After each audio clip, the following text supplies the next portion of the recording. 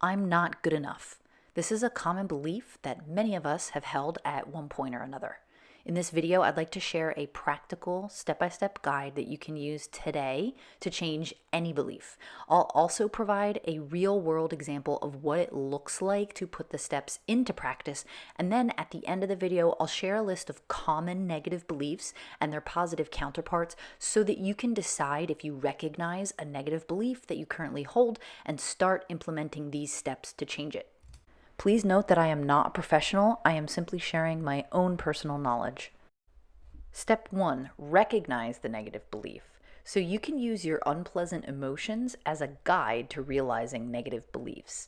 For example, during the day, you feel insecure. Investigate that. See if you can find the thought or thoughts that led to that feeling.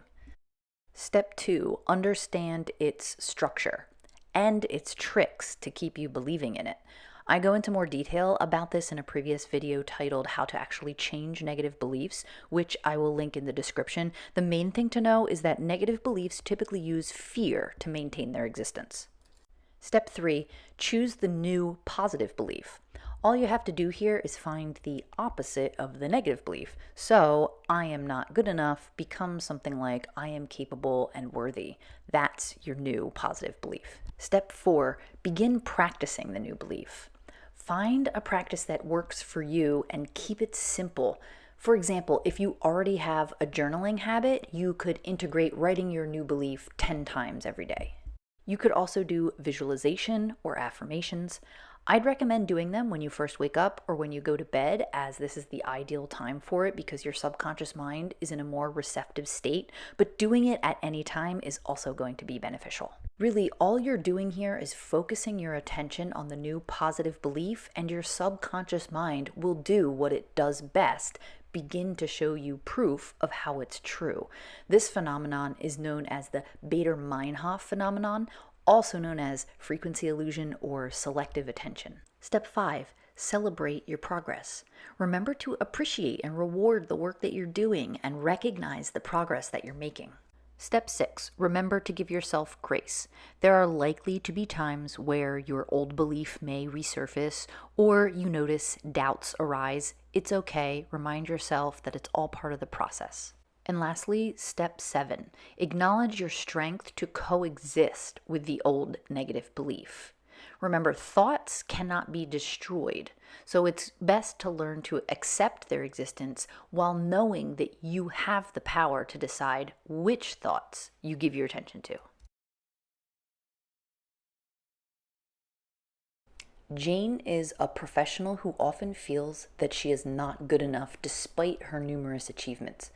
This negative belief affects her self-esteem, making her hesitant to take on new challenges or fully engage in opportunities that come her way.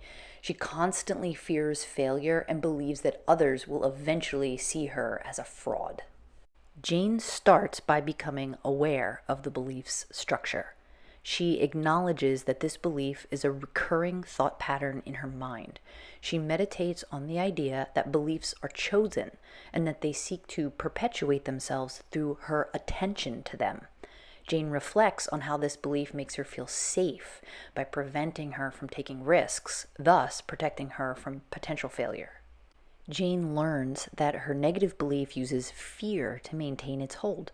It tells her, if you take a risk and fail, everyone will see that you're not good enough.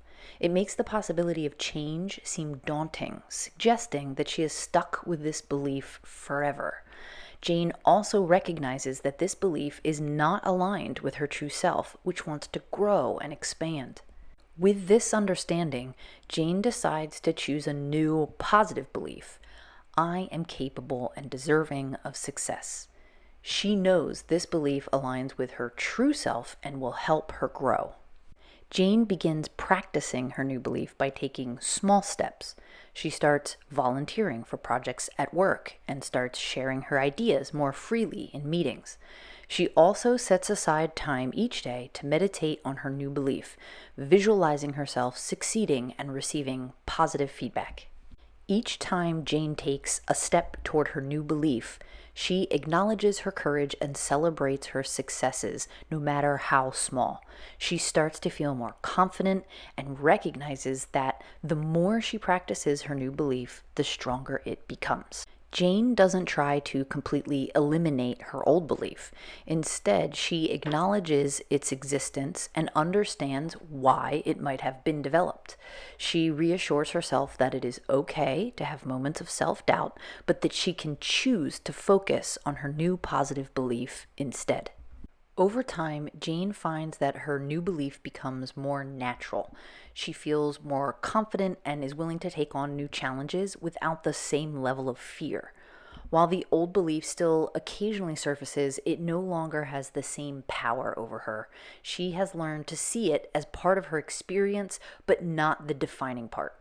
By understanding the structure of her beliefs and consciously choosing to focus on positive ones, Jane successfully shifts her mindset and improves her overall well-being. Do you relate to any of the negative beliefs listed here?